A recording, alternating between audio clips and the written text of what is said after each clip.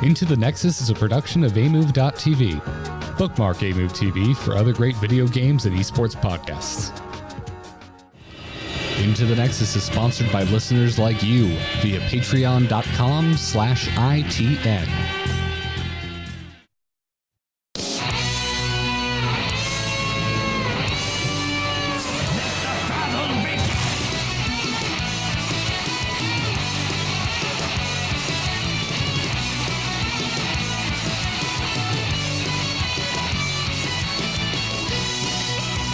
Greetings and welcome back, everyone, to Into the Nexus, the podcast all about Heroes of the Storm. I'm Garrett, he's Kyle, and dude, where do we even start? There's so much going on. We've got a new hero. We've got our first official season of Storm League. That's right, if you forgot like I did, we spent like the last 3 months in a preseason. They called it season 1. It's a little weird. It's not season 3. It's 1. We're all here in Storm League for the very first time. There's also a huge AMA today we're going to be going through. There's a lot to talk about. I'm super excited to get to it. I've been having a great week in Heroes, though, as always, you know, new season roll. It's been special. It's been odd. You and I have talked, we probably talked the most this week about Heroes of the Storm off microphone that we have in quite a while. And it was because I needed therapy. I don't know about you. Actually, it sounded like you kind of needed it too. But I saw some things in Gold League. I was doing the Kristen coaching on stream, and the sites I saw related to your stories well, and they are really weird. A little reflected in my I ended up placing Diamond 3. It was kind of just a weird tank world. All the support mains just evaporated, or there were so few that we spread them across a larger population. So I've actually been doing Rhaegar all week for the most part. I've been a support main, and it's been a blast. I'm having tons of fun on the guy, biting butts, winning games, you know, but things just so drastically change because of population.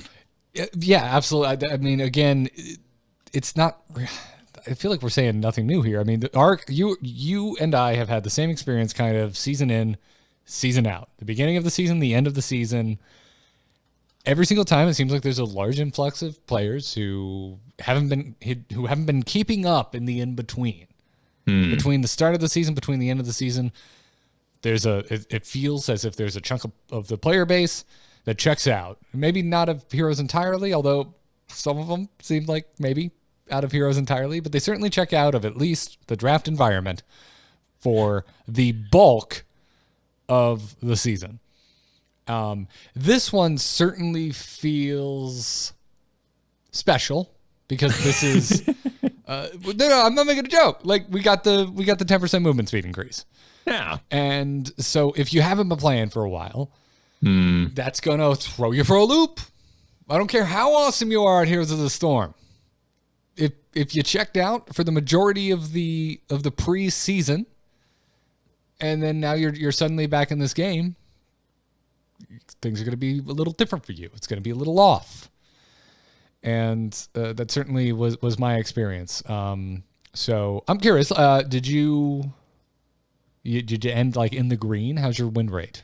Yeah, no, I'm doing well. I ended up going the placements 2-1, and oh man, 3 placements. That felt great. That was over instantaneously. I just got through them, did a game for science that same day, got exactly 200 points, which was okay. 200 points. That's kind of just a flat number. There's no information here telling me how that was affected. Played some more games the next day, and most I ever got adjusted was 198, about 202 down, 198 up. Then it switched to 202 up, 198 down. So I seem to be pretty well cemented in my current MMR. If League is MMR, which it is now, it knows where I am, and it's going to move me around at the base increment. Oh, that's fascinating. Okay, cool, because you play a lot of Storm League. I do. Yeah. Last week I said I played, I just got to 100 games. No, that was a lie. I got to 100 wins. So there was a lot more games than that 100. It's just that was the one on the screen that I remember. I think I was like 26 or 27 wins. So you probably play roughly 4 times as much Storm League as I do. Yeah, that makes sense. Yeah. Yeah. And so, okay, this is fascinating. So I think the system works, Kyle, because you know what happened to me? So I am a player who goes back and forth between Quick Match and Storm League quite a bit. A little bit of unranked here and there, whenever I'm learning, but sick of Quick Match, which right now is, I think, where I'm going to end up. Because it's nothing but ABBA games when I go into Quick Match and I can't win because ABBA's just busted. Well, and Abbas are pretty pissed because they're sick of fighting Medivhs, and Medivhs have gotten really good at hunting them because they're both support class players, and they end up fighting each other all the time. Yeah, and that is not a lesson you need to learn for draft. You don't need to learn how to play alongside Abathurs and Medivhs. You say that. Not in my games. Never been the case in my games. And yet, dude, yes, I saw a gold. In some of my coaching this week, I saw a Gold League Abathur, and it was, well, he body soaked, but Dahaka found him 5 times. A lot, because he was hiding in the bushes, and Dahaka likes touching bushes. So that was pretty rough. But I see a lot of Abathurs, and I think because of Quick Match, my team sees an enemy Abathur, it goes, who's Medivh? Who's Medivh? Get us a Medivh, and Medivhs do the business, and they take him out. Because it's what they were trained up doing. It's kind of like you go, what was something like fancy you might do in solo lane because you think you can solo, but you never do. Like you pull out a Sonya after a year and a half and you're fighting a Gazlo. And Gazlo, whether or not that matchup is good, just wipes out the entire enemy team because he has so much focus, so much time put into Gazlo. They're just a force. Yeah. Anyway, the point I was getting at was my experience placing. So I ended the season on a backslide. So I was really expecting to go back to gold because I was on the backslide in Plat 5 and just couldn't claw out of there. Just up and down, up and down, up and down, up and down. Flirted with a demotion match a couple times, which in this new system means I would have went back to gold. So I was going into this thinking, I'm totally going to go to gold. And I was worried. I was going to low gold. And so I ended up placing 1-2, which didn't feel great, but I won the first game. So has it been confirmed if there's still a weight to the order in which the games happen? Yeah, we have no idea. The first 3 games were most important. Your very first game was of absolute importance at a time. Yes. We don't know anymore. Gotcha. Yeah, because I went 1-2, and all 3 placement games, all diamond. Everyone I played with, both teams, if they were placed, diamonds. So I win game 1, lose game 2 and 3, get placed Plat 4. And I'm like, oh, cool. That's not so bad. Yeah. I don't know why I was... And then immediately, my first placed game, it's a mix of diamond and plats, which is all I saw last season. So I'm looking at this thinking, oh, cool. Nothing's really changed. The system knows where it wants me. I'm this filler for these diamond plat mixes. And then I lose a game. And guess how many points I lost? 400, more than 200. 414 points. All right. Yeah. Yeah. So I think something weird happened with winning that first game. So we could say that if we're making assumptions here, if we're trying to deduce the rank system, that you won your first game, it was like, awesome, cool. We know you've been struggling in high gold. We're ready to try you out in plat, and we're going to put you up against some diamonds since you're placing just to see how it goes. All right, you failed that, but that's okay. We're still going to throw you in plat, but we're a little uncertain about where you're going. Oh, you lost. All right, we need to get you back to gold pretty fast. I guess. I don't know. But I don't know. This is where you get to feelings, Kyle. This is where we get to the imperfect land of, I didn't feel it was my fault. Sure. Outside of the factors of the various players in it and their MMRs, we don't know why the game is adjusting us as such. Maybe that enemy team was favored to lose by an MMR number and you lost. So they're like, all right, get on out. And it's always rough when the game tells you to get out of here. You're like, no, I put in work. I got here by my own sweat. And you're just going to throw me back to 400 points. That's rather insane. I don't know how the system works in many regards because I'm playing with Masters with 700 points, but I'm in Diamond 3.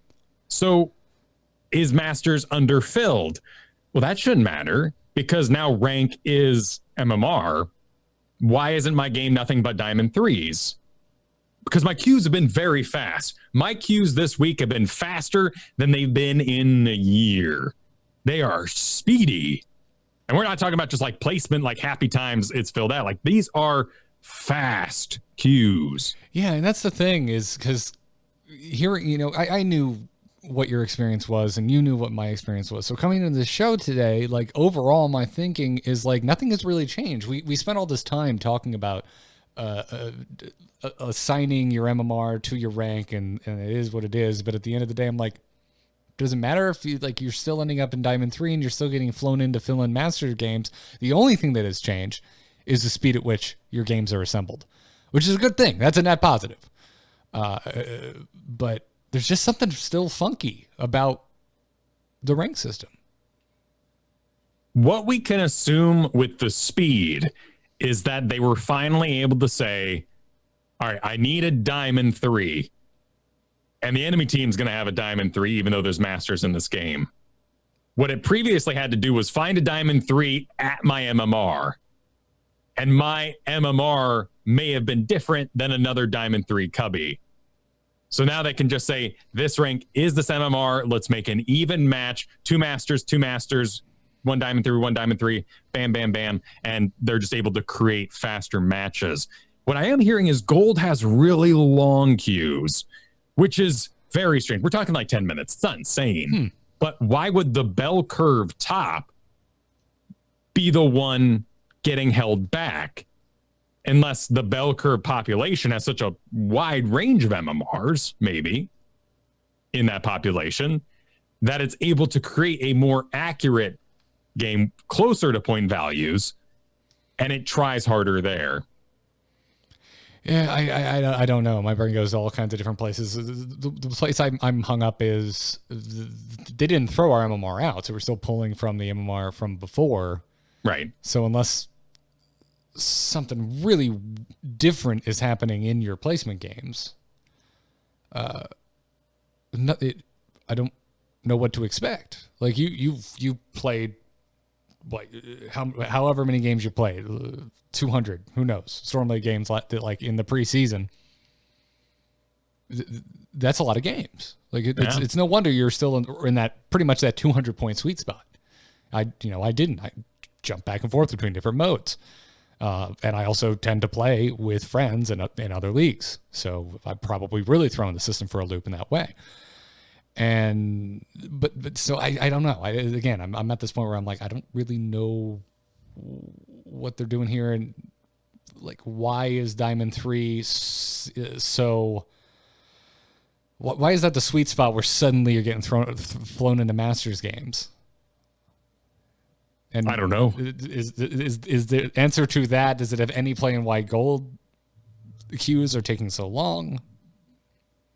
Well, we do know one thing that we can answer, and that is that Bronze 5 have really bad number scores. And when they win a game, they see like 26, 14, 7. And to those Bronze 5, they're like, oh my God, I'm going to be here forever. And they are, to an extent.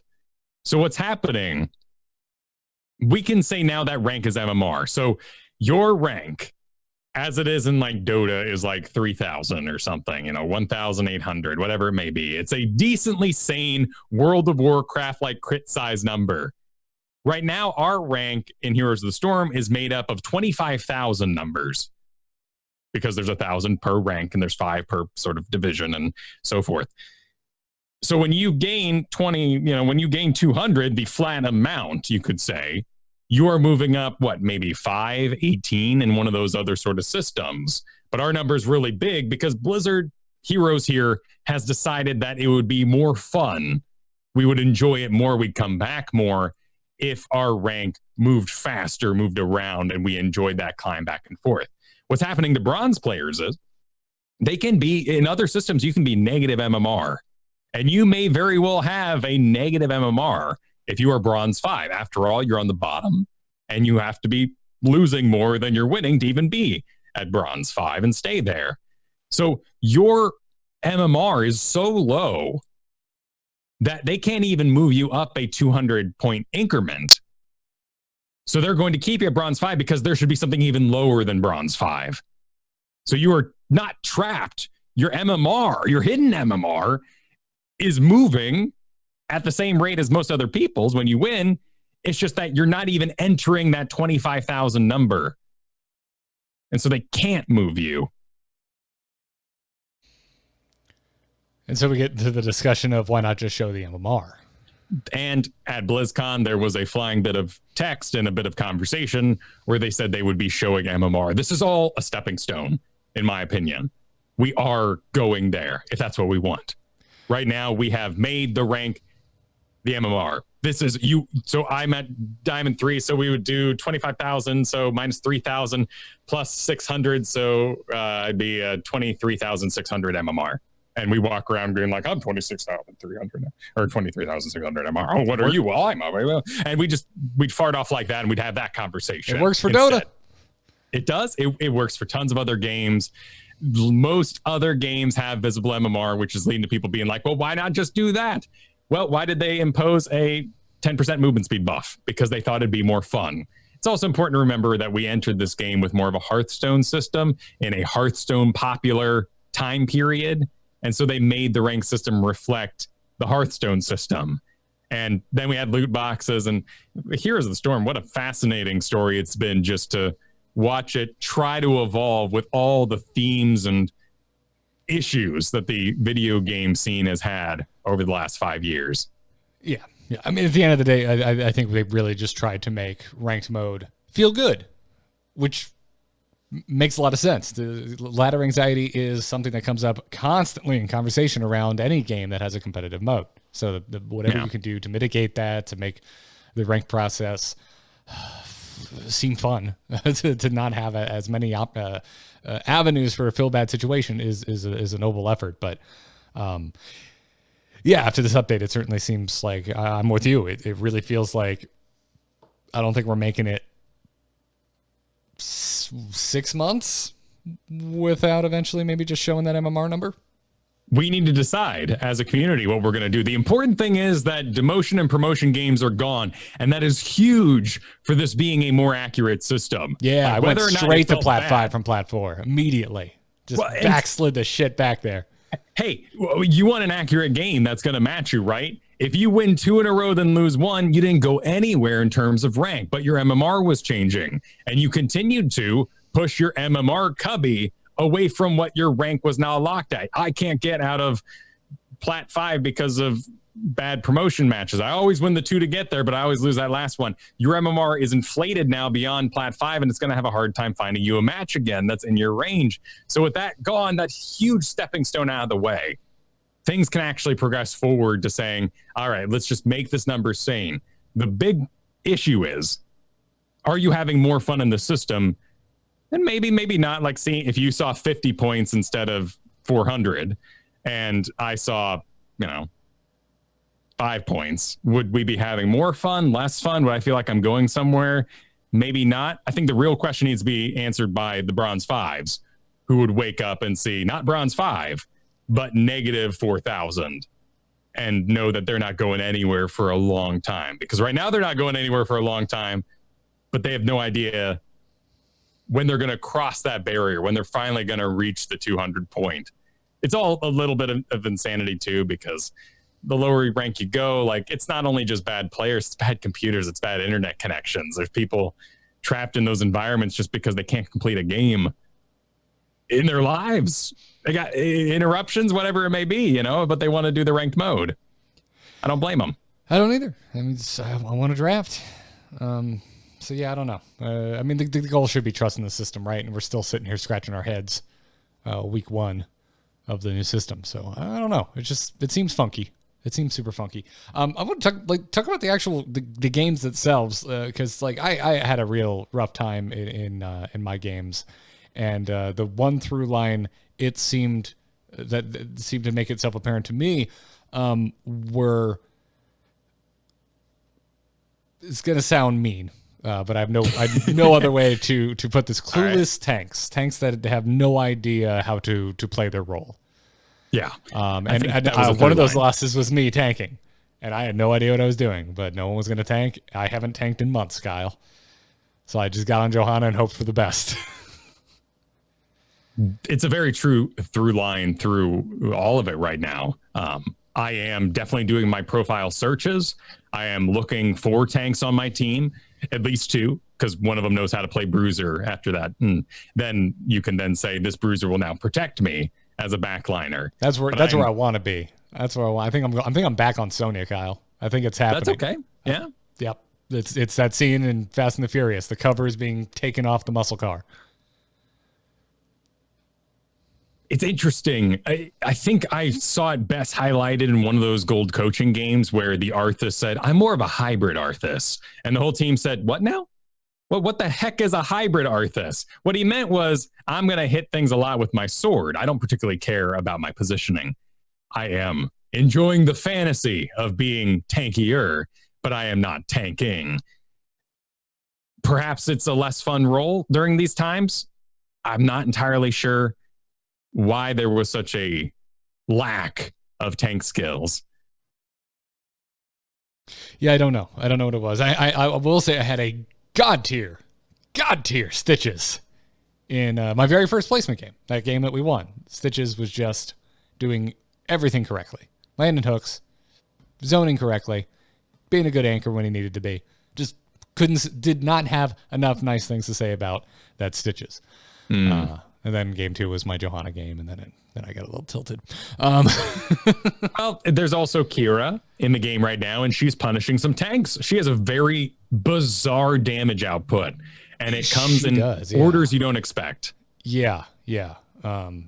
Certainly the case. But yeah, my games are strange. I don't know if I need to brush up on my tanking and carry that load or what, but I do think that support being reactionary is more fun to carry with, or at least to play in lower leagues in some extents. Tanking is just a very fruitless role a lot of the time. I have a really great time tanking. Right now, I'm just seesawing between Johanna and Rhaegar, and I'm kind of fulfilling the same duty. 3 back line, okay, we're going to go Rhaegar, and we're going to bite some butts. We're going to operate as an off tank, too, at the same time, fill out this team a little bit. I also greatly enjoyed getting to have an Uther main tank this week, along with my Rhaegar, while we took care of a Vala Mephisto, and that damage output was insane from a double supported comp, while Blaze took the bottom lane on Tomb of the Spider Queen. But tanking, for me, when I lose, was a puzzle that I failed to solve in Diamond with Masters Assassins running alongside me. Oops, I messed up a lot of the time, and I get to learn from it. I don't think you engage on ETC in Gold League and then say, what an interesting situation. I wonder what I could have done differently. Yeah. So that's where I'm once again back to the drawing board, which I think is okay. If I'm really trying to find the silver lining in this for myself, and for me, it's if I truly do believe that the beginning of a new season and the end of a season is a completely bonkers, insane time to play, where you're going to have wildly different experiences from game to game because there's just tons of people returning to the game, then now is a good time for me to just get the shit out of draft mode and just spruce up my heroes. If I were to find the place where any climber should put their effort right now, if they're working on a roster, I would say it's very map-based at the moment. You need to do the job of the map. Even if you think it's already covered, you need to go beyond that point. So you're not, let's say you have a Vala on Battlefield Eternity, such a great objective for that's just pure in what you need and what you're drafting for. And you went Li Ming, and you're thinking, well, Vala's going to do all the burning. I'm Li Ming, and I'm going to do some Calamity business because I'm going to be off team fight. I'm going to be defending. I'm going to be shooting sweet orbs. You should take that build And here's an extreme. You should take it into a magic missile build and be the burn, because you have no idea if these returning players, if these other players have multiple builds. I saw the most frightening thing I saw this week was an Alex Straza first pick and then the other team drafted a Stukov and a Nazebo. And that Alex Straza looked at that team and said, you know what? W build. I think my circle build is going to outpace a zombie wall and a silence on top of the only way I'm going to heal in this game. And you know what? She got mad countered, hard countered, because she wasn't able to react to the situation around her. And in that way, could we have done something else as the team rather than saying, oh, well, surely they'll adapt their build. Surely Raynor will take Executioner, not Ace in the Hole on Battlefield of Eternity. Well, but I'm Raynor. I'm going to burn everything. I need damage. That's how I kill. Well, here in the lower leagues, or at least mid leagues, I'm going to say, like, let's double down on that investment of actually winning the objective and playing the map. You're just trying to get me mad about the changes to the map pool, aren't you? Well, I'm upset about those too. Yeah. Well, all right. Well, that was a fun little check-in. Let's move into the news proper and actually kind of talk about everything that just happened to this game. We're on, boys! Ha-ha! Let's liven up this place! Point me to the stage. Stay a while and listen. So Qhira is here. She's hit the game, and she's doing pretty well in quick match and not particularly well in the draft environment. She is countered by CC and any type of organized play. But when you're all just running around with Abathurs and Genjis, she's pretty darn good and has an amazing output. Yeah, her damage is pretty damn strong. It's just that she's now that she's in the game and we've had some time, she's mostly banned in the draft games I've played, by the way. Yeah. But she seems a little too much of a build around. Like she needs a little. It feels like she needs too much babysitting.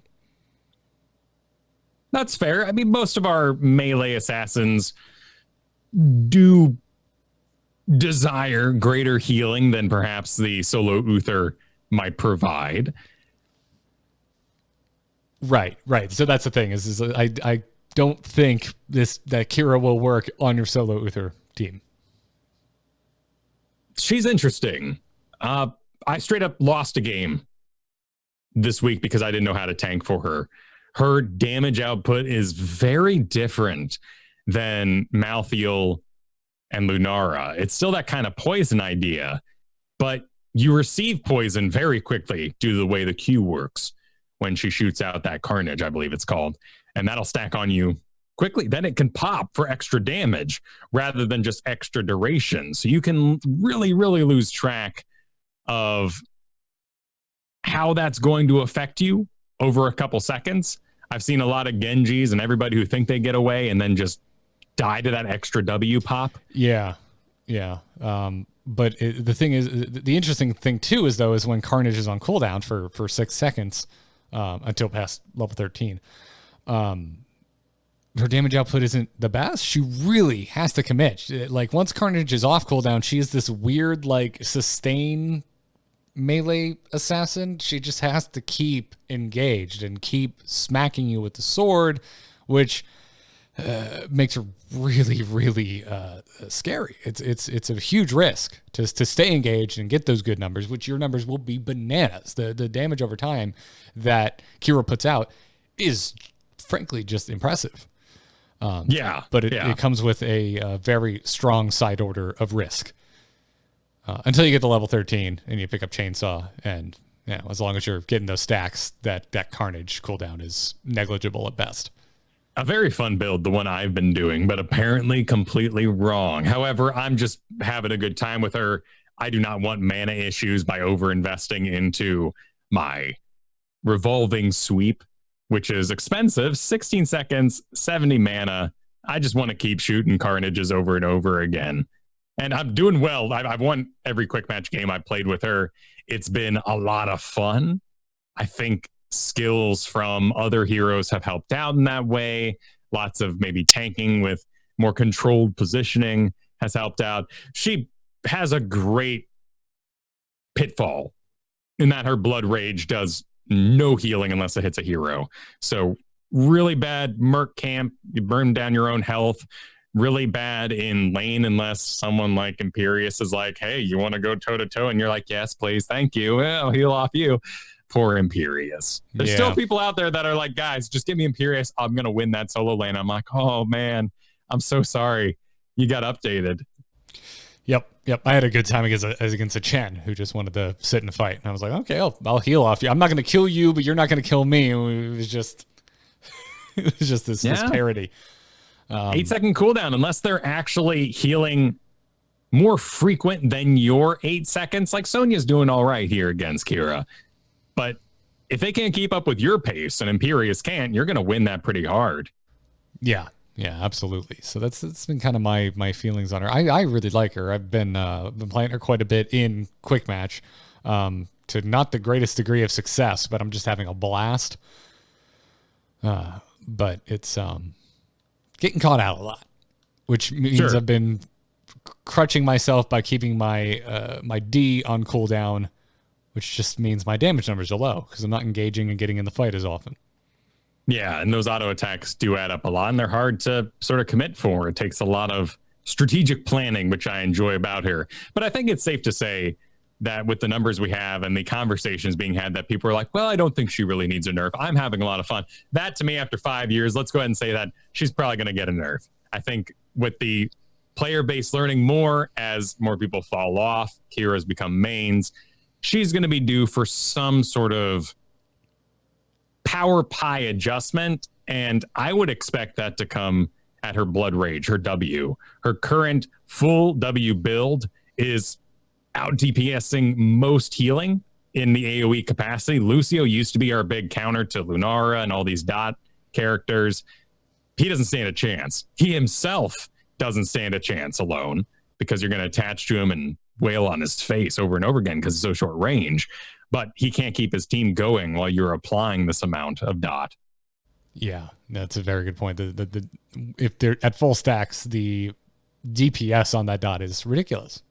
It's very fast. It looks, when you watch the ticks come in, if you end up on a game with Qhira and Lunara, and if you can actually see a target that's affected by Lunara dots versus a target that is affected by Qhira dots, it's hilarious. Lunara just looks like it's happening in slow motion. Yeah, and hers all about duration, and this just has that speed, that power, and that final pop. I think the W. Yeah, the W, I think you're absolutely right, because I do think the full stack damage over time damage needs to be more rewarding than Lunara, because Lunara is a ranged character. You're a lot more guaranteed to actually land your attacks, whereas Qhira has to take on way more risk to lock on and actually gain those stacks, especially again if Q is on cooldown. So there are plenty of counters to her. There are teams like even something just like ETC Brightwing, where you're going to be doing enough AoE healing where you're just not going to get that enemy team below half. It is not a giant killer. It's not Malthael. And if they don't fall to half, this build is not going to get that bonus damage out. And you won't succeed on your final strike, which is the heroic with the most popularity at the moment anyway, at a 63% popularity. That extra damage below 50% health is scary. Clean up those kills that would get away otherwise, and that's really your weakness, is that people might get away. Our data right now on her overall win rate is shattered at the moment due to some hot slogs, redirection, and people using Hero's profile, but they're both coming up with different numbers right now. We can say it's about 60% even in quick match. Maybe in the 50, 60, it's in there. It's up there either way. In an undrafted environment where nothing's really countering her and you get to run a little wild. In Storm League, we're looking at like a 52 to 44% win rate across the two sites. Yeah. And quick match numbers, I would have to think, are a little wonky, because all of my Qhira games have been quick match, and they've all been versus another Qhira. Right. Every single one of them. So it's going to be a little funky over there in quick match land. So yeah, I would take Storm League numbers much more to heart. There are a lot of games logged on Qhira in Storm League, blowing my mind because she was banned in like basically every draft game I played. Right now our data there is about 300 games played and 2,000 games banned. So it's one to get rid of. The chance of them doing well or just surprising your whole team with what they can pull off is way too high. And I agree, as someone who lost a game because I didn't know how to tank versus it, it's really difficult. She wails on your face, and I'm used to Valas and Zuljins and all sorts of weird things being in my business. Poison is also so weird sometimes. I'm always sad for Varian, even if he's Fury Varian, really. I feel a bit bad for him. When he's a champion and those Nazebo toads are coming and he's like, I've got it, and he pops protection, and runs and is like soaks them all up. And then when it ends, he's got all the poison that would have been on him anyway. He didn't receive the impact damage, but the poison went through. It's like, oh, what? Come on. That's a bummer. I agree with everything except feeling bad for Varian. Maybe can we put it on Johanna and she puts up a shield and she's still bleeding underneath shielding or something like that? Like, I get it mechanically. It's a fine. It's just sad that counter doesn't exist to some of those things, particularly when you say protected on Varian. Yeah, no, I get you. So what the maps are looking interesting for Qhira. She seems to be really excelling on Cursed Hollow. Yeah, really doing well on Cursed Hollow. Most team fight maps she's doing very well on. Even Sky Temple. So maybe she's just not taking that top or bottom pad all by herself. When we get to Infernal Shrines, that's where we finally fall below 50%, straight down to 40. And you are going to suffer there because you just can't heal off those things in the pit. Also, we take a lot of zoning. We take a lot of AoEs in that pit. And it's going to be bad for you. Battlefield of Eternity, not a good map for her either. Can't heal off the Immortal. Her bleed damage, while impressive on heroes, is not going to affect anybody that's not a hero below 50%. And it's each additional stack on heroes and so on and so forth. There's no Immortal getting below 50%. Now you have bonus ticks. Right. Battlefield, her not performing well there makes a lot of sense to me. Unless, again, you get the Qhira, then you probably should just make the call that we're always defending. Right? You should team fight. Take the fight. Yeah. She's also really weak against zoning. We're seeing this on things like Malfurion, Gazlo, Jaina, just anything that says, Qhira, do not interact with this part of the land. And that's what the Battlefield of Eternity Immortal does. It goes slam, slam, slam in the area and spins. And if you say, don't go in this area, maybe just modern Qhira's look at that and say, well, I don't know where I'm going to be. I'm going to go spinning, but will I end up in that space? I'm just not going to engage. Damage goes to 0. She's also really weak against poke. Things that you might think that are weaker to her, like Raynor, Sylvanas, Cassia, Asmodee, Ana, even these squishier characters doing really well just because she can't engage with a health pool that allows her to continue. Yeah, I had a hell of a time against the Gul'dan. Makes sense. Kept me at arm's reach.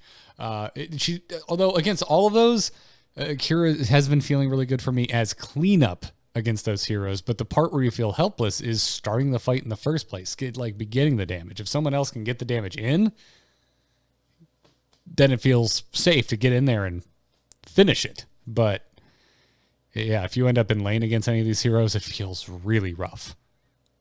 And it's interesting that her win rate is so high against Hanzo and Vala, even Genji, and just anecdotal experience. A lot of those situations, they're just so squishy that your throughput just takes them out in one big combo. And we're not even talking about like hitting heroics on them, just slam, spin, bleed damage. They think they can get out with a vault or something. Maybe that's the issue, is that Hanzo, Vala, Genji all say, oh, bleed, I'm out. But I'm going to live. And then they hit that W button. You go, oh, now I'm below 50% health. This dot is way faster than I expected. I'm dead. Yep. Because your entire experience with this game up until this point has taught you that I can take dot damage from any hero that can do dot damage up until this point and safely make it away. No harm done. And then suddenly this particular character just puts the damage pedal to the floor on her dot damage. And yeah, your muscle memory for when you can escape with dot damage is no longer worth anything against Qhira. mean, your win rate in Storm League goes up dramatically if you run a full W build with Final Strike. Anything else is just not going to bring home the bacon right now. And that's where we can expect some nerfs to happen. Maybe next week, maybe a week after that. It's interesting that she is doing really well in the solo lane. That won't last. Her win rate against things like Ragnaros, Malthael, Phoenix, Rexar, Gazlo is quite awful. We're talking like 17% by the time you get to these pokey characters like Phoenix. However, she's absolutely eating the lunch of things like Imperious Varian. That might end up there. And sort of Thrall, I'm not really sure. Thrall's just like the 50% boy. He's always okay, but you could do better. Yeah. Thrall's looking okay. I don't know. I'm feeling pretty good about Thrall right now. But yeah, it's been interesting. So W build is the way to go, huh? Yep. And that really affects regen tanks. So Johanna, Stitches, etc. Anybody who might fall below half health and then say, but I'm cool because I'm going to heal myself. Laws of Hope on Johanna, etc.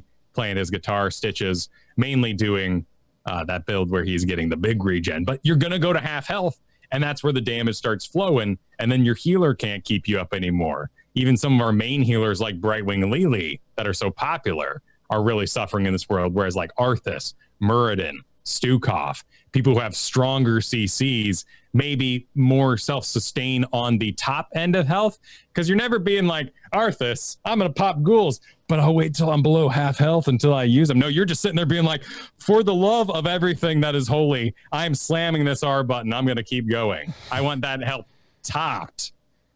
Mm-hmm. It's unholy.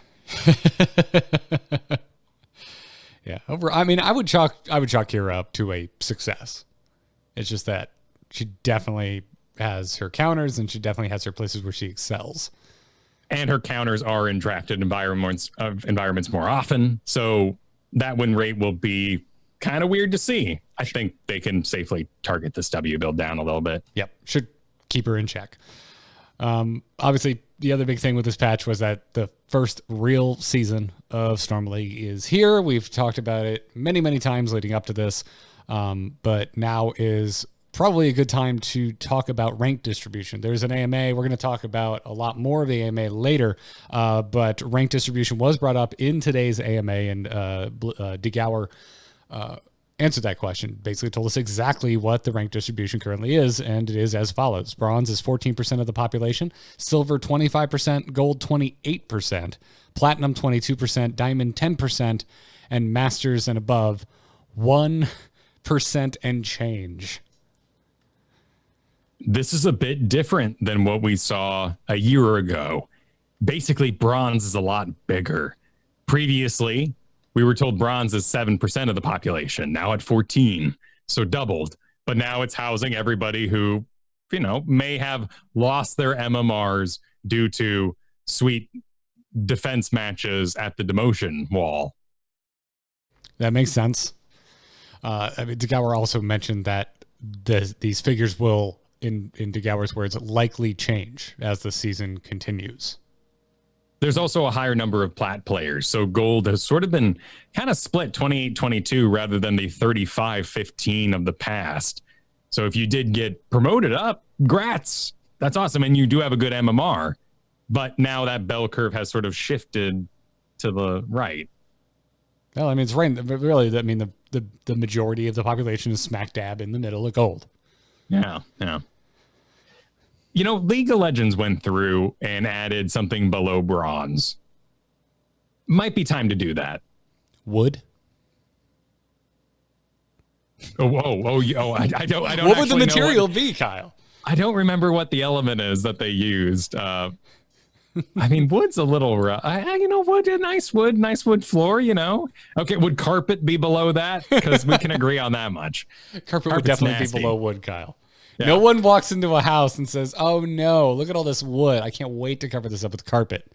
Well, you throw carpets, right? And like hall. Rugs, yes. You need some rugs. It's going to echo like crazy. God help you if you have pets. They need a place to catch themselves. Oh, yeah. Tick, all the dogs running around. Yeah. Oh, yeah.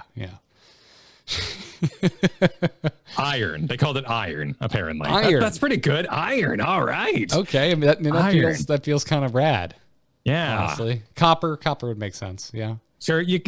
Bronze, copper. Are those the same thing? I've always just kind of, but you got the. I believe there is a difference. Yes. Yeah. There's probably like a purity sort of thing, like steel. And, you're just working out like carbon and stuff at that point. Uncle Toad in the chat room says zinc. Okay. Well, carbon. We could just do carbon. Nobody likes carbon. I'm into cars. I would disagree. The people love their carbon with cars. Oh, really? Yeah, dude. I guess we're carbon-based life forms, so. Also, I would hope you would like carbon. You are made of carbon. Yeah, well, I'm okay with it. Just saying. That means Masters League is helium. I want all my hydrogen. mounts in Heroes of the Storm made out of carbon fibers that they go faster. At any rate, it'd be nice, I think, at this point, after seeing the results of these placements and people getting 14, 25 points, give them a division where they can then climb their way out at a 200-point scale. Mm-hmm. Yeah. I would like that. Now's a good time to remind folks, too, that specifically with the lever penalty, because we learned something new. So leaving a ranked match lobby or game is going to result in a 500 rank point penalty. I should have just left those games I lost, is what I learned. But yeah, you make the points back. Yeah. Lever status now requires a win to remove. This did not come out of the AMA. This came out of a forum post. But if you get smacked with the lever status, you are going to have to win games to get rid of the lever status. Not just complete them, you have to win them. So I love it. I think it was savage. What a great choice. People were very upset about it. I mean, I understand, of course. I think that you should be able to tribunal this system. You can either win one game. Well, I guess you could cheese it, but whatever. I'll stick to my point. You win one game or play a game with 4 friends. You have to do a 5 stack.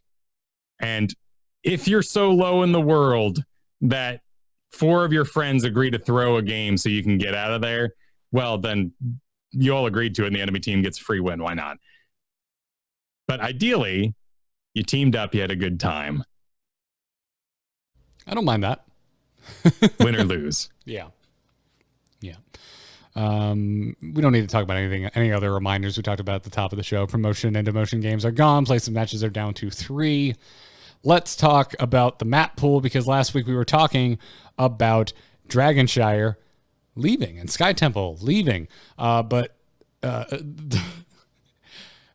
read the dev comment, so this is my take. So many of you whiners got on Reddit and complained, so we can't have nice things like a map pool that doesn't have Dragonshire or Sky Temple in it, because the team have decided to walk back their plans for this season, and now we have the largest map pool in the history of Heroes of the Storm ranked, and I hate everything about this. You are cowards! Cowards, you Heroes of the Storm devs! It's season 1. They called it season 1, 2019 of Storm League. I get that you want your best foot forward. You're going to wear your best suit. And maybe that suit has Dragonshire and Sky Temple on it. But as longtime players, I think Garrett and I would have very much enjoyed the change up to the meta that would have been the removal of 2 very classic maps and seeing what sort of impact that had on games around. I mean, you had back in Volskaya, suddenly Junkrat looks like a great assassin. What if you got rid of Sky Temple where Junkrat can't hold a pad by himself? Junkrat could become the new meta just because people go and look at win rates. Like, that would be pretty cool for a time. Maybe next season it'd be healthier to do. Yeah. In their defense, the dev comments continued saying that their whole original idea behind a map rotation in the first place was that they wanted to essentially nurture a metagame shift and make the game feel fresh, but that they found over time that this wasn't having that effect. So I can understand that. Like that seems to come from a good place, but they also led with due to player feedback, and I'm like, oh, just shut off the Reddit. Who cares what their opinion is? You shouldn't care what my opinion is. I want to see what you want to do with the game. If anything, why do we still have the speed change? Why is this the thing you caved on? Many people would say, why do we still have Hanamura? I know it's because they're collecting data, but yeah. Really, the place that the point in this dev comment that I really take issue with is they say that they found that the map rotation created, quote, more confusion and volatility. And I like, to me, I just look at this and I'm like, these are just too many maps. If you're trying to fight confusion, this is the wrong way to do it. How can I get good at anything? Like, I'm not going to see anything enough in a playthrough to really work on, or zone in on any one battleground. Yeah, and it's not so much that you might not have map particulars, it's how are you going to make those choices if you haven't already made them. You may think that Nazebo is just swell on Sky Temple or Dragonshire, where you can kind of do like a mid-bottom soaky business. But where do you reach that decision when your chance of that map again is 1 in 11? Yeah, I don't know. I say, like, you want to get nuts with 10% movement speed? Let's get nuts with a three map rank mode and rotate it once a season. Lock us into 3 maps. Maybe that's too long to be locked into 3 maps, but I want to focus, man. And this is a scattershot spin the wheel of Battlegrounds. Sure. I think we first need to get the team to divide the maps by theme. And there is a lot of different polarized opinions about what maps are good. I think that you can put all the 2-lane maps in one pile and just have one. Maybe we take all the 3-lane maps in one pile and have 2 in that case, if we're going with that really tight 3. It's tough to say, oh, we'll get rid of Cursed Hollow. No, how could you get rid of Cursed Hollow? Well, maybe Cursed Hollow is a lot like Garden of Terror now. Maybe Cursed Hollow is a lot like Alterac Pass in some ways. Even though that objective is, it's a 3-point versus a 1, but there's a channel kind of business. How different are these? Infernal Shrines. Well, that feels more like Volskaya. Maybe we can do with one of those. Yeah, I think that's possible. I mean, everyone's not going to agree with you, but yeah, I would hope that you wouldn't be too concerned with that and move forward with what you think is right. Right, definitely. And there's a lot of factors, of course, because I could say, well, Cursed Hollow is just like Alterac Pass, and the Merc Camper goes, no, there's no giants, and I can't take them out 1 minute. And damn, you're right. Like, yeah, your strategy, your roster does not function the same on that map anymore. You can't solo that on Jaina. Well, congratulations. Now you'll see the map a lot more often, and you can actually learn it. Yeah, that's the other factor. Yeah, whereas now, if I don't have a strategy for that battleground, maybe I'll see it 3 times in a season? What am I learning? Yeah, it's a great point. I mean, this is, of course, the problem with any MOBA or any hero-based brawler of any kind, where they add more characters, more maps. If you started with it, you learn the characters as you went, you kind of get used to all the little counters along the way. But it'd be neat to have we have a rotation weekly for free heroes. What if this was Dragonshire week and 50% map Dragonshire and so on? So you really got to have at that week. Now, of course, if Blackheart's Bay came up, my friends would be like, hey, well, let's play heroes tonight. I'm like, ooh, maybe not. I'm not really feeling it. I guess I'd take a Merker and maybe I'd be okay. I can't have fun on Blackhearts, but I really wish they would just retire that damn thing from the game. Just throw it to customs and let's be done with it. I had an amazing one this week, though. It was great. I was in a 5-stack with friends. We actually battled for the objective. Both teams had like 22 coins, and it just kept going and going. And man, that was a good time. It's nice when things aren't just draft dependent like that map is so often. Yep. So anyway, that's the map pool. It's everything except Blackheart's Bay, Garden of Terror, and Warhead Junction. And obviously healthy mines. Yeah. So let's get into the AMA, which just wrapped up before the show. But it's a fluffier one, Kyle. There's not a lot of, which I'm not really sure what I was expecting. Huge update this week. I wasn't really expecting them to drop some bombs on us. Yeah. Yeah, they're being coy in some departments, which is the fun version of quiet. Other places, they're just being quiet. Yeah. But It was asked if rank points are going to be put into the replay files, and DeGauer fielded this one saying we will not be putting raw MMR into the replay, saying that they are looking to keep raw MMR values purely for matchmaking, but continue to say we could put your total rank points, which with the release of Season 1 could be an accurate mapping of your MMR. And I don't entirely understand this. So this was a question by Hero's Profile wanting to be more accurate. And if just in the background, maybe you don't want to show us that you want to keep your little rank, happy space going, like just tell me, Hero's Profile, what the MMR is, and I'll include it on my website for accuracy. Yeah, but then it would become public immediately. Then people would just say, oh, well, Diamond 3 is actually 1800 and so on and so forth. Right. You could actually just check that information. So I don't know. But they sound receptive. They didn't write it off entirely. I think they're fully into this being a stepping stone towards a full MMR on the screen, if that's what we want. Yep. Yeah. This if them just straight up saying no, or not saying just no straight up, does nothing but fuel my belief that within a year's time, we're going to be looking at MMR numbers. Even if they're just tied to the pretty disco ball next to them. Yeah, you could have both. Put the number under the disco ball. It's fine. It's pretty. We'll figure it out. It was asked what the team's position on Hanamura is, and Neyman said that, kind of talked about Hanamura as a whole, saying that Hanamura, it is intentional that there's a greater emphasis on camps than most other maps. The kind of pitch for the battleground in the first place was that there's a third lane of camps in the middle of the map, that it's not a traditional lane, that it's a camp lane. And so in a certain way, it's intentional that the meta on Hanamura right now is essentially camp driven. Neyman went on to say that it's also okay if the map objective isn't in Neyman's words, drop everything you're doing and come here immediately kind of objective. But then Neyman did go on to concede that it is not playing out exactly the way that they want, and that there may be some tuning in the future. Specifically dropped the suggestion of increased respawn timer on the samurai camps, or, quote, even slightly more creative ones. I'm a little salty they didn't mention the fact that you can still cheese the freaking fountains.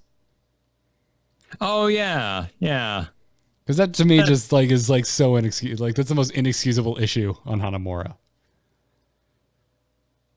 Or why we can't just add some of those random walls. And a lot of the time when they talk about map updates or moving around merc camps, we hear about the dramatic amount of art assets and polish it would take to make that. One of the questions that was asked in here is, can we basically flip around the Knoll camp on Alterac Pass so it's at least interactable by the enemy team? Right now, it's really dangerous to invade that. Why would you? And even if you do get it, it tends to spawn out into the lane in a very defensible location unless you've already taken the fort. So what's the point of it? You think of Dragonshire, you steal their giants. That giant starts wailing on the fort really hard with free reign. That's a really cool invade chance. And Alterac Pass doesn't have that opportunity. And the answer was, it just takes too much work. And we don't know if the value exchange of making that change would be big enough. So clearly it's hard to move on these sort of things. Moving a timer on the Sentinel camp is a lot easier. Problem is, much like they mentioned with our map rotation, we don't draft a camp on Hanamura. It just doesn't happen because it can be better handled with a proper rotation, which is an issue. I could say, yo, Sonya, sweet, Rexar, yeah, but we got to get someone already all the way to cover your lane. After all, maybe if they start already online, there's a very, very small window of time where there is not a jungle in other MOBAs. And I think doing the traditional 1 minute, 50 second sort of spawn is just too late. If you want there to be a third lane, let's move up that time. Let's experiment with that part.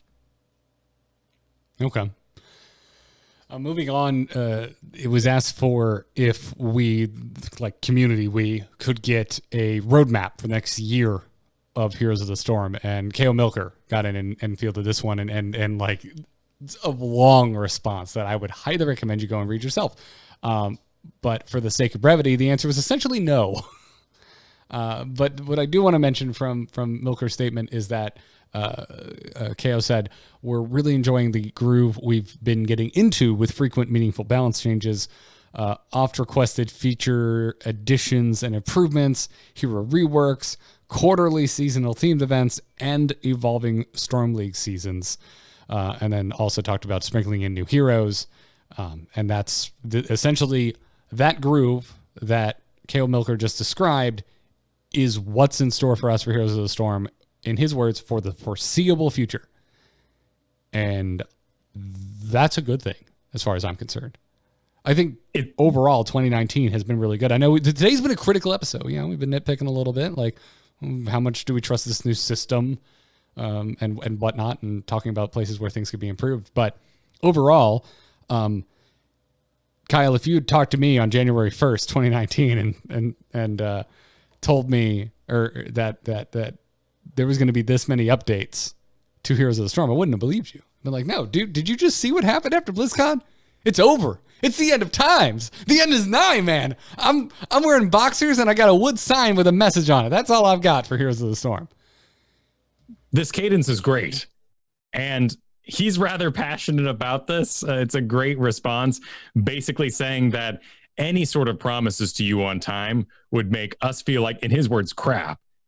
And I agree 100%. There are few teams I would even trust to follow roadmap. One of them is Fortnite, and I know they're insane over there and overworked. Look at Anthem. That has to be the saddest, absolutely the saddest example of a roadmap gone horribly wrong. And it destroyed interest in the game because they couldn't keep up with it. Yeah, I mean, the interest was destroyed because the game was just kind of bad. Well, yeah, I don't think the speed at which they made updates to that game was the biggest issue. The biggest issue was that at its core, it was flawed. I mean, it wasn't like an underwater level, but they did kind of say this whole game takes place in this forest. Do you like this forest? And we're like, well, yeah, it's pretty nice. What else you got? Well, what do you mean? What do you mean? All we made was this forest. You want what more? Else is there? And you're like, no. Well, I have like fantasies about flying around lots of different places, exploring a whole planet, Like, there was nothing on the moon when I went on there in Mass Effect, but I sure as heck enjoyed seeing Earth in the background. You gotta give me these little moments. Yeah, what I'm saying is with Anthem, cadence wasn't the issue. Anthem was the issue. Yeah, that was very true. But yeah, actually, that's funny, dude. We should cut this out, throw it on YouTube, and do headline: Heroes of the Storm more successful than Anthem. Because it's not disingenuous, and that's another thing that if, like, at the beginning of this year, a time traveler from August of 2019 came back and said, hey, Heroes of the Storm is going to be just fine, but Anthem's going to be in the toilet. I would be like, what? Out. Okay, whatever. You? Sure. I mean, Anthem can be bad, but it's still going to be more successful than Heroes of the... Oh, wow, okay, you weren't kidding. Yeah. Not exactly a good benchmark, but... I completely agree with avoiding any sort of roadmap. Yes. Yeah. I mean, honestly, to be fair, Heroes has a bad history with the roadmap. They never really came out and did a roadmap, but you always, Kyle, one of your most referenced little sayings to quickly sum up past failures of Heroes of the Storm is words flying at the screen, because every BlizzCon we would get that Heroes of the Storm supercut trailer for what's coming in the future, and tons of words would fly at the screen and we would take it to heart. And pretty much every time they did that, there have been multiple things that just never made it to the damn game. I'm looking at you, clans. I'm looking at you, HGC 2019. But yeah, so Milker's statement here about saying when we promise things to you and we can't make them happen, that makes us feel like crap and it makes you feel like crap. We don't like feeling like crap and we don't like you feeling like crap. That is an admission to that. They're aware of this. And so, yeah, as nice as it is and as fun as it is to look at a roadmap and be like, ooh, look at this thing. Oh, look at that thing. I'm excited about this. I'm excited about that. It very, very seldomly delivers, and it very seldomly actually is a net positive over the course of how whatever your roadmap covered. Really, the only example of that I legitimately like Marvel cinematic universe roadmaps because they more or less make it. Things get pushed. We're also telling a story. But eventually we get eventually we get those movies. You know what roadmap like killed the game for me? Apex Legends. They put out a roadmap and I'm like, look at this looks amazing. And I was like, oh wait, you literally mean one hero and one gun per season. That's slower than molasses and I'm not interested. Yeah. So the roadmap looked amazing and then in actual delivery, it ended up being, to me, dull and slow. I agree. Yeah. I think it's very healthy to make that decision. If I was a video game designer, I'd certainly want to do the done when it's ready sort of system. I would not want to put, we don't wrap Christmas presents in clear plastic because then people would be like, just give it to me. Or what is this? Come on. Like, you already know what you got me. You already bought it. Like, hand it over. What's going on here? Also, as an adult, though, I do a lot of times know what my gift is going to be. That's true, because you asked for it and you planned it, and that's true. Or you get further into adult life, maybe you get married and you're like, you want to just go in on the big thing we want together? Okay, sounds good. Thanks. Yeah. Yeah. So maybe it's not the most perfect anecdote in the world, especially now as we're getting into our mid-30s, sir. True. All the same surprises are nice, and not always are the surprises equal to the build-up, but hey, they would have been even more disappointing along the way. There is another elephant in the room that was addressed recently, and this was due to a Not Paradox post that had to do with high-profile devs leaving the team. And KO Milker came in and said that most devs are not high-profile devs, and they do fill the team back up as needed. Yeah, it had some really kind words and real words too, but just about reminding everyone that, like, I'll just read his statement here. Remember that for every developer that you get to know, there are many more behind the scenes pouring their passion into the games that you love. Basically saying that this is a large team. Just because you know me, Milker, just because we know Lana, just because we know DeGauer, we don't know everyone. We're not familiar with all of them. The team is much larger than just the members of the team. They get to talk publicly, and that's an important thing to remember. So I'm glad that it's got an answer. I mean, it also got like an insane amount of upvotes, but I think this goes with the territory of the celebrity developer to a certain degree.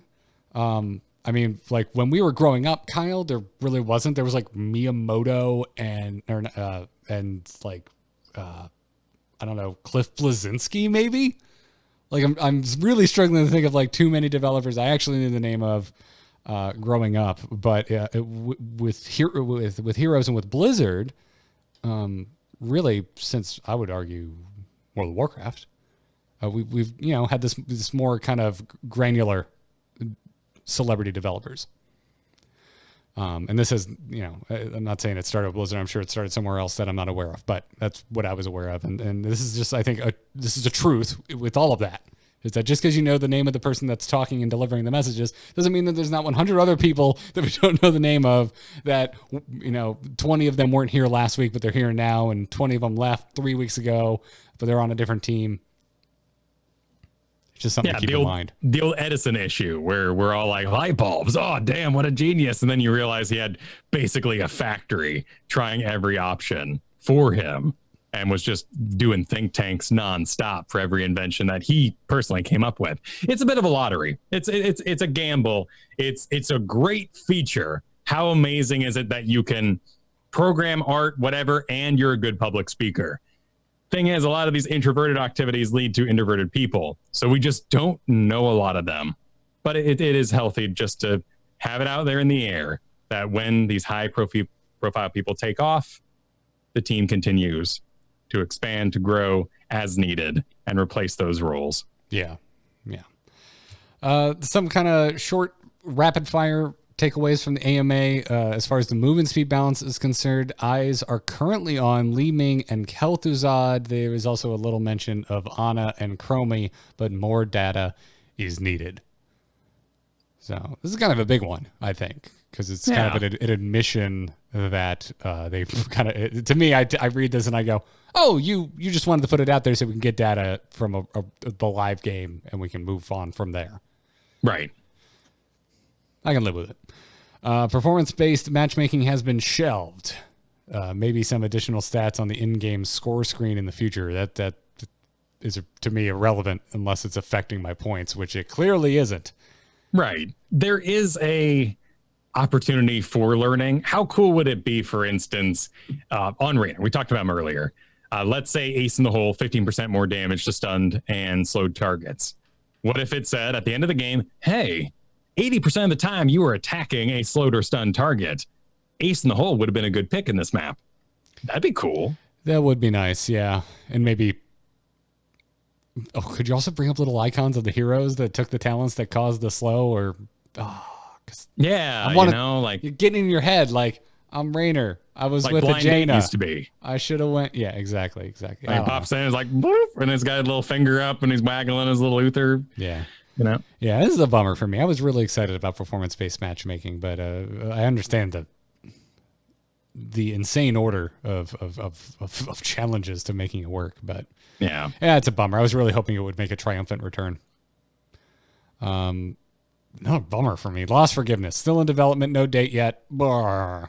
Yeah, this is it for me, man. This is the hill I die on. This is my grumpy Heroes of the Storm hill. I will never not be grumpy about Lost Forgiveness. I mean, hopefully this next statement helps out. A quote-unquote huge step in the right direction has been taken regarding AI. No, that does not help. Okay. I'm sorry. I wish it did. Yeah.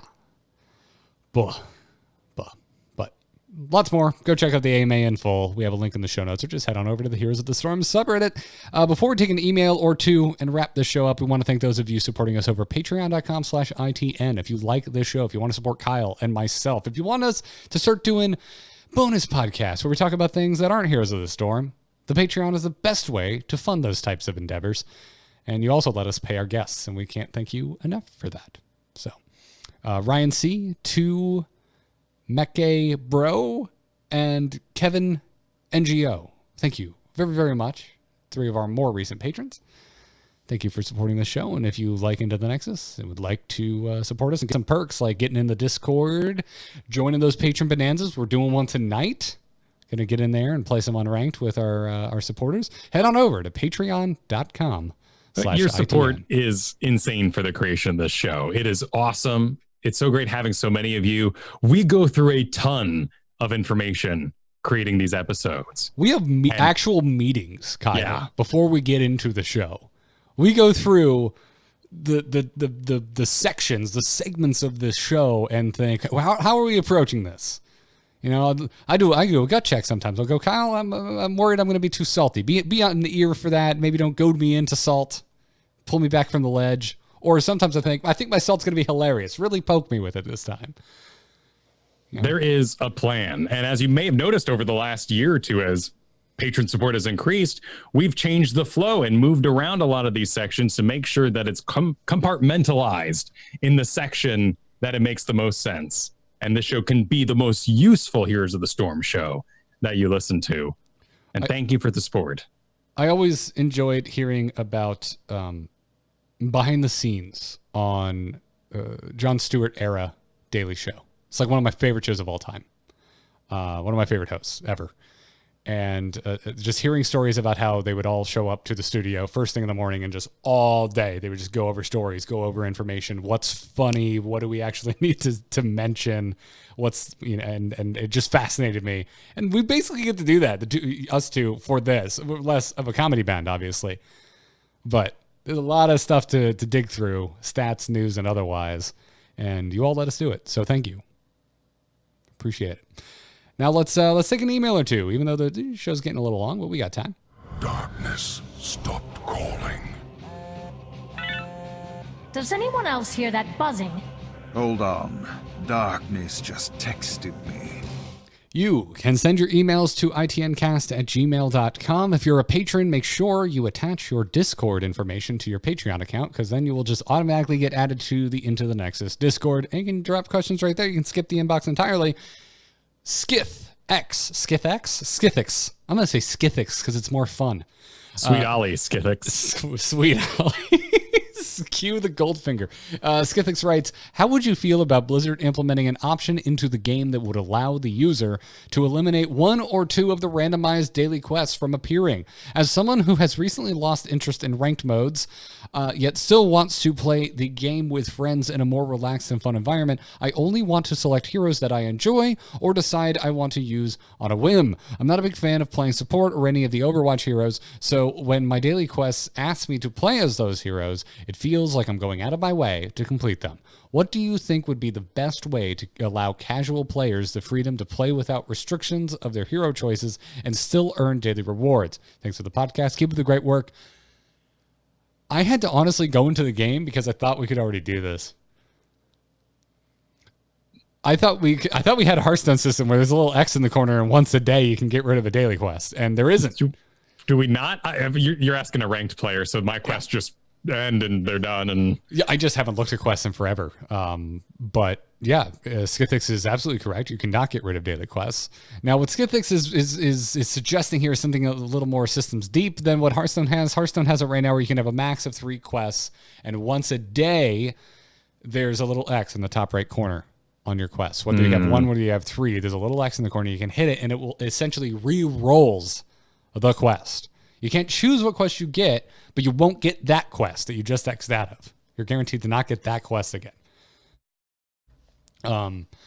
So yeah, I tend to hold on to Overwatch quests in this game like crazy because I don't really like playing any of the Overwatch heroes.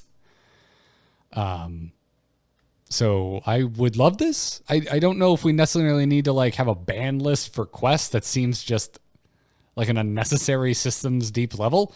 But if we just had the reroll option like Hearthstone has, I think that would be fantastic. Yeah, that'd be the simplest. Well, execution, completely unknown, but certainly the one we would be accustomed with. I know they want you to try other heroes and they want you to expand your roster and possibly purchase skins that you weren't intending to because you ended up loving Tracer so much.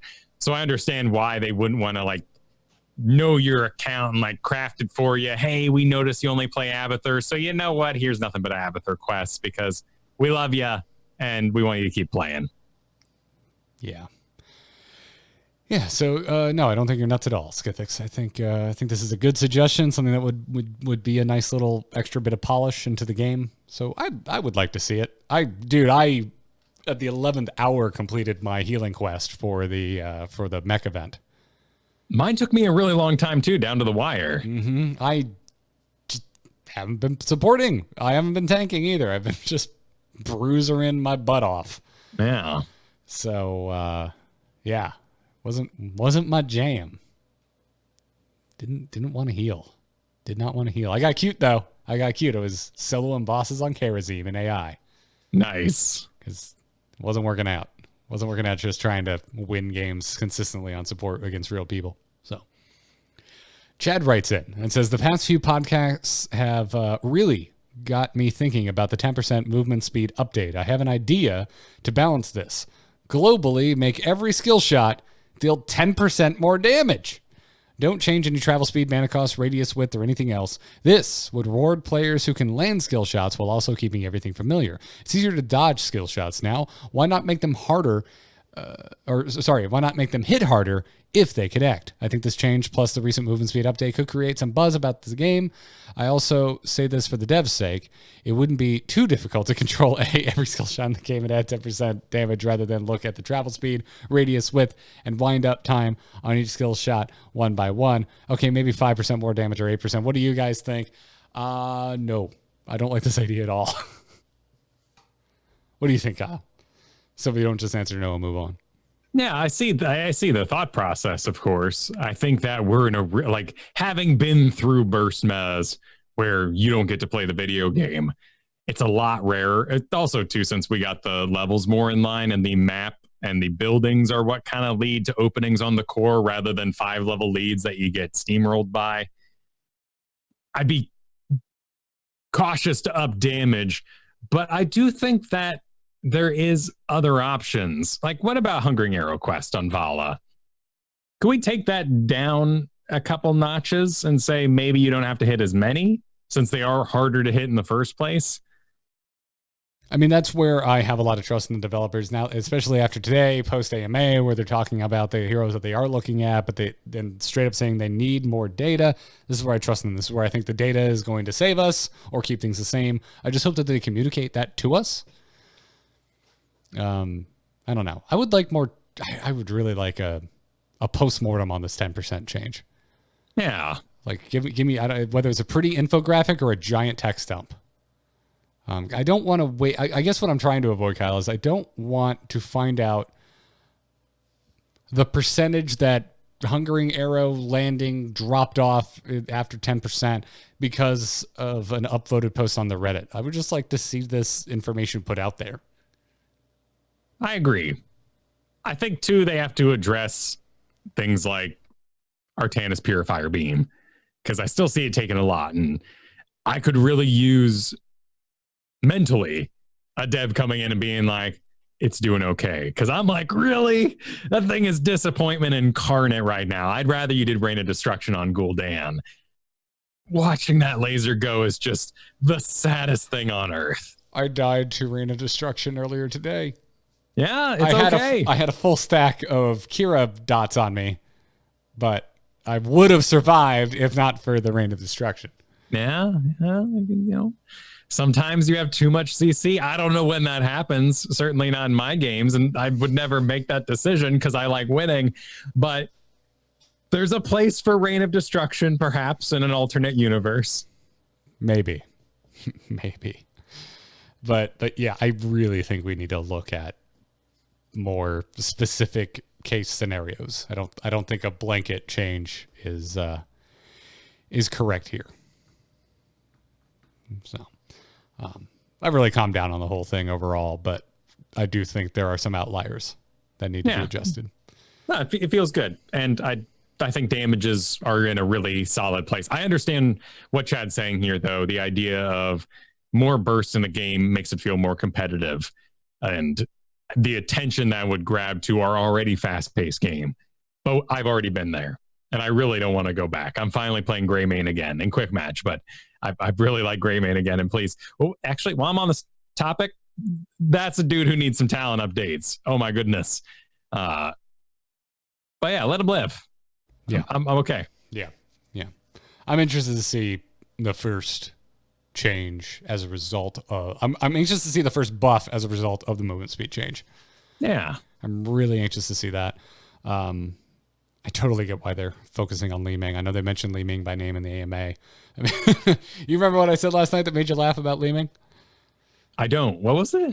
You and I were playing last night. We were mid lane on Dragonshire, and out of nowhere, a Li Ming showed up with their healer. I think it might have been a Rhaegar.